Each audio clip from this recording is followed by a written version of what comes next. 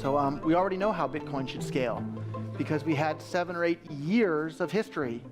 And we watched as Bitcoin had blocks that were maybe 1 or 2 kilobytes, and more people heard about it and started to use it as money, and the blocks grew into 5 kilobyte blocks, and then 10 kilobyte blocks, and 50 kilobyte blocks, and 100 kilobyte blocks. As it grew to having more and more people around the world starting to use it. They were playing games on the internet and buying and selling things, and people all over the world were starting to use it. And as more people heard about it, then the blocks grew to half a megabyte, and then 3/4 of a megabyte, and then 1 megabyte. And Bitcoin became this worldwide phenomenon that we have today as the blocks simply grew year after year as more and more people started to use it. And the cost of the hardware to validate that and to do the mining in terms of hashes per second per dollar, everything got more efficient and cheaper for people to use, and cheaper and easier for people around the world to use. So we have 7 or 8 years of empirical evidence as to how we should scale Bitcoin. And we have that empirical evidence that showed it worked amazingly well to bring Bitcoin from nothing to what this worldwide phenomenon that we have today.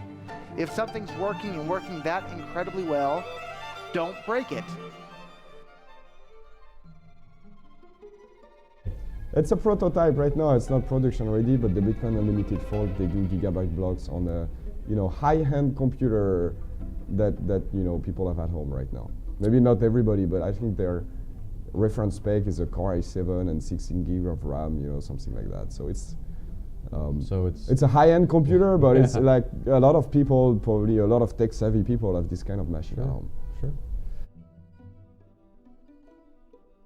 So we're looking forward. We're not assuming that you're going to run a 5-year-old computer.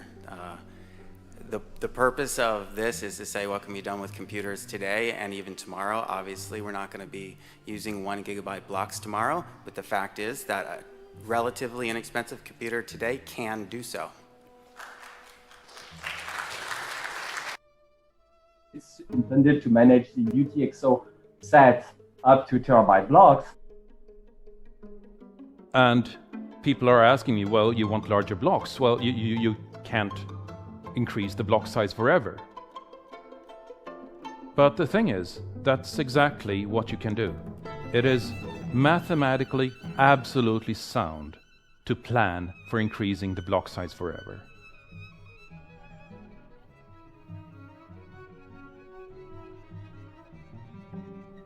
And okay, so whether or not Craig is Satoshi or not, the things that he's saying are right in line with what the version of Bitcoin that I signed up for, which was peer-to-peer electronic cash for the entire world.